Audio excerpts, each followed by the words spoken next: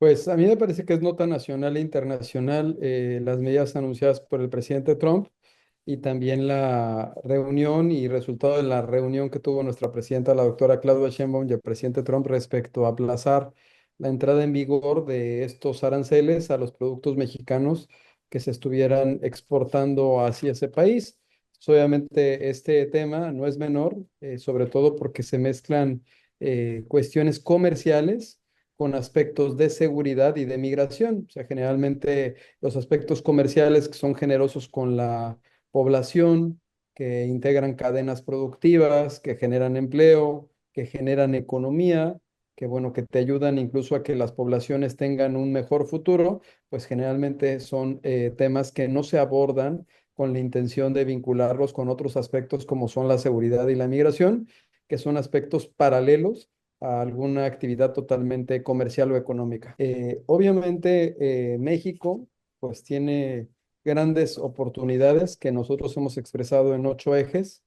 Uno de ellos tiene que ver con la seguridad en cualquiera de sus definiciones, la seguridad pública, la seguridad jurídica, la seguridad hídrica, la seguridad alimenticia, la seguridad energética. O sea, hay distintas aseveraciones de la palabra seguridad y es uno de los ejes que establecimos como organización y pilares más importantes con líneas de acción.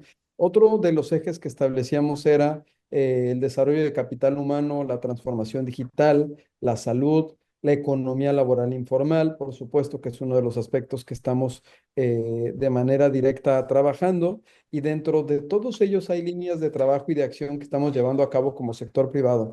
A mí me da la impresión y me transmite mi consejo que bueno, que el que se tome el comercio y la economía como tal como una condición para generar la presión respecto a dos elementos como son la seguridad enfocada en el tema del tráfico de enervantes y el tema migratorio, pues nos genera una afectación generalizada, porque si algo se ha demostrado económicamente es que el TLC que tenemos con Estados Unidos y Canadá ha generado beneficios sustanciales para las poblaciones. Estos tipos de determinaciones con un plazo de término de renegociación de un mes, pues por supuesto que generan cierta incertidumbre en el sector empresarial, en los inversionistas, no nada más los mexicanos, también por supuesto que los extranjeros, y no nada más en México, también en Estados Unidos, porque este tipo de situaciones, cuando se dan de manera no tan responsable, pues te pueden generar un aumento en la inflación, te pueden generar una desaceleración económica y por supuesto que un desempleo en toda la región, e incluso cuando tú estableces condiciones de proteccionismo, se genera un posible boomerang en cuanto a que tú estás buscando que proteger cierto sector de tu economía, pero si ese sector no es meramente competitivo, pues lo único que generas es un desgaste, porque finalmente, pues sí, en teoría pudieras generar más producción, pero generas menos compra del producto, porque finalmente el mercado se mueve a través de la ley de la oferta y la demanda.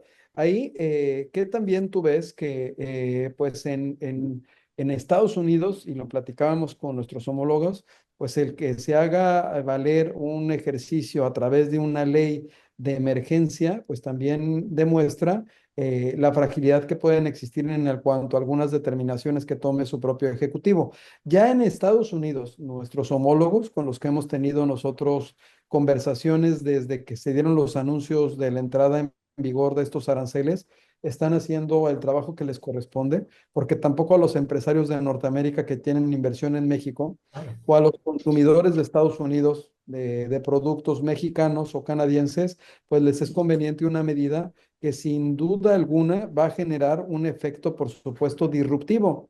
¿Y disruptivo por qué? Porque las cadenas de suministro que actualmente te permiten configurar un producto que tú consumes en tu mesa o que tú adquieres en tu población, pues se van a venir modificando, porque muchas de estas empresas dependen de esos insumos que se van configurando a través de una globalización. O sea, cuando tú hablas de un producto final, especialmente en materia tecnológica, electrónica, automotriz, pues son productos que se encuentran totalmente integrados con distintas habilidades y capacidades e insumos de diferentes partes del mundo. Esto, ¿qué genera? Pues genera un entorno comercial que se percibe restrictivo, porque obviamente pues lo que busca a través de este tipo de medidas es disminuir ese volumen de comercio exterior que tenemos con Estados Unidos. Y bueno, por supuesto que esto tiene un impacto directo porque hay parte de la inversión que llega a México que tiene la intención de invertir en México para aprovechar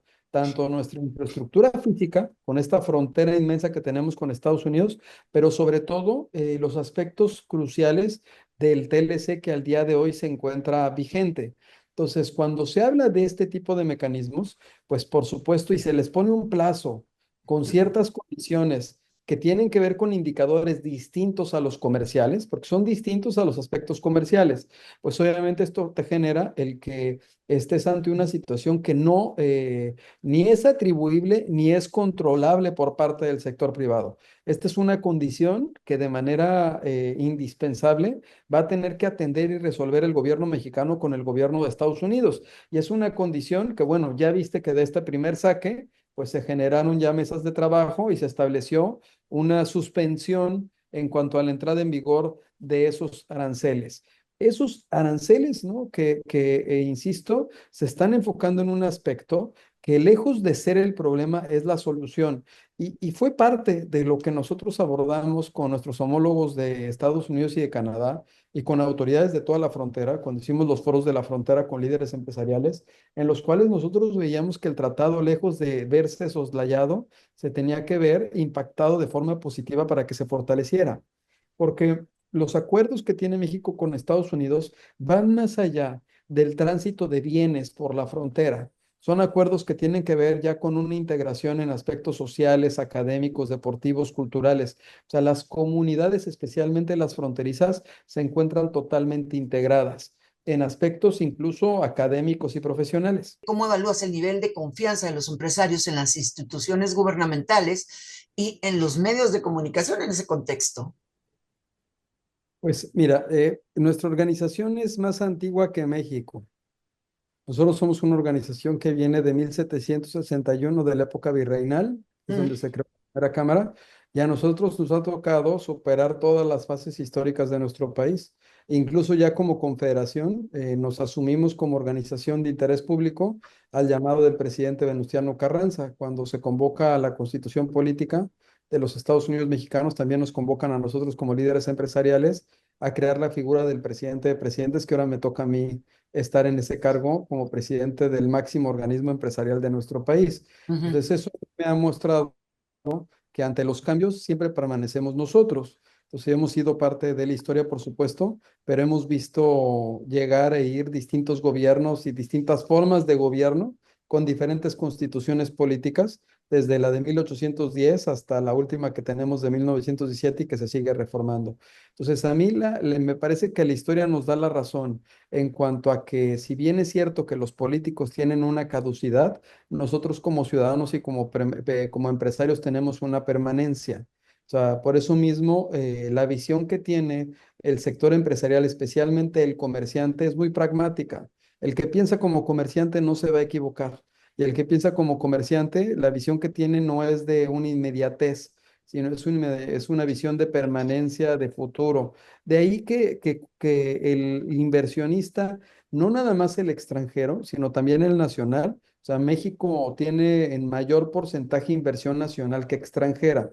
Que la prensa y los servidores públicos te presuman la inversión que llega de empresas extranjeras es muy distinto a que en el volumen total de inversión que se da en México, los mexicanos seamos los que más apostamos por este país. Entonces, el inversionista mexicano es solidario con su población, es solidario con sus actividades económicas. El mexicano es familia, ¿no? Y ese mexicano es el que sigue apostando por mantenerse aquí.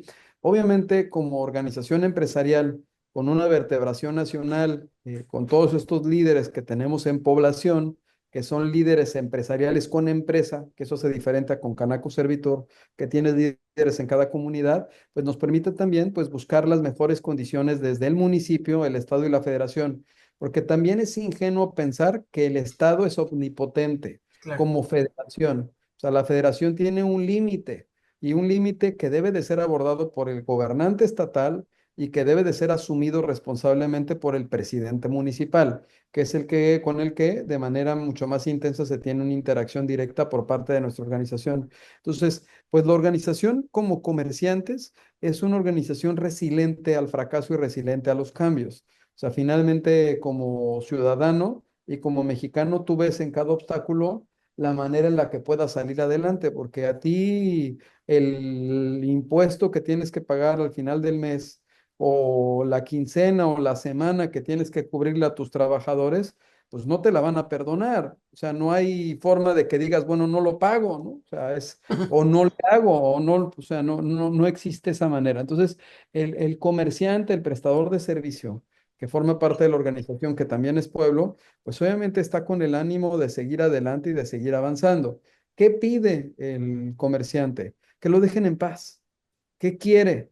Que le den esquemas en los cuales se disminuya la sobreregulación, se combata de manera frecuente y directa la corrupción, pero sobre todo la impunidad, se brinde seguridad en todos los modelos y modismos que pudiera existir, que se cumpla con ese contrato social por el cual existe este país. Y me parece que bajo esas condiciones, nosotros como empresarios, que somos rentables, porque si no fuéramos rentables no habrían empresas.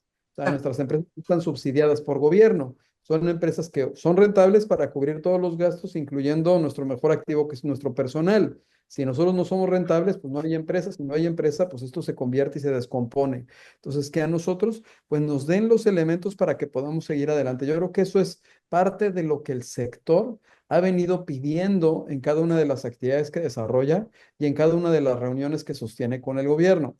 Tú ves en el diseño del Plan Nacional de Desarrollo, que participamos como organización en los 57 foros. Yo creo que fuimos la única organización que participó en todos y participó en todos no una persona, muchas personas, porque somos muy grande la organización y es más, les faltaron foros para la gente que traíamos.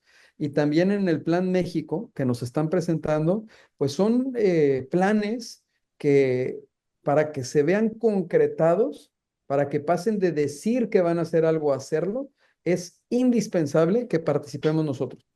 Sin la participación de nosotros, me refiero al comercio, servicio y turismo, que es lo más grande en el país, que son 7 de cada 10 empleos, que te dan el 66% del Producto Interno Bruto, que te generan el 77% del IVA recaudado directamente, el 67% de la riqueza del impuesto sobre la renta también. Bueno, sin la participación de nosotros, cualquier plan va a fracasar, por mejor que se haga, porque es fundamental para poder mover la economía de nuestro país el que participe el sector privado. Y ese sector privado es un sector privado muy solidario, ¿no? E incluso he de compartir que en el tema de los migrantes, de la propia organización surgió, porque nosotros somos fronterizos. Yo a los migrantes sí los veo, para mí no son invisibles, yo los veo afuera de mi casa, los veo en la calle, los veo en las esquinas, o sea, para mí no es algo que esté y digan migrante y piensan que van arriba de un tren, no, yo los veo en las avenidas y parecieran invisibles. Esa gente, a esa gente también nuestra organización está por propuesta de la organización buscándoles un espacio en la economía laboral formal, fíjate. Y eso es muy solidario, porque muchas veces nuestra organización y nuestro dueño de empresa tiene para pagarle a 5 empleados, pues está viendo cómo pagarle un sexto, porque así funciona la organización, porque el mexicano es solidario. Lo que requiere el mexicano son esa certeza, esa garantía, esas condiciones naturales que cualquier ser humano te pediría para poder subsistir y sobresalir, ¿no? Quiero agradecerte mucho este tiempo. Me faltaron varias cosas, pero sí, para mí era muy importante aclararte la primera. Y bueno, hablaremos después, si me permites, de propuestas y de soluciones. Vamos viendo cómo se desarrolla todo esto. Y yo siempre, me ha dado mucha rabia siempre la desinformación que generan las redes sociales. Y aunque ustedes están presentes, hay que apostar por darles más espacio y por tener la cultura de escuchar a los empresarios, que al final de cuentas son el motor o somos el motor de este país, del tamaño que sea, pero somos el motor aquí y en todo el mundo. Así que te agradezco nuevamente y espero que podamos hablar más a fondo una vez que se decida qué va a pasar con México y con el TLC, que no es de que te levantaste y me dio ganas de cambiar el TLC, pues no, es bastante más complejo y lo vamos a explicar porque es nuestro trabajo como periodistas y espero que me apoyes en esto.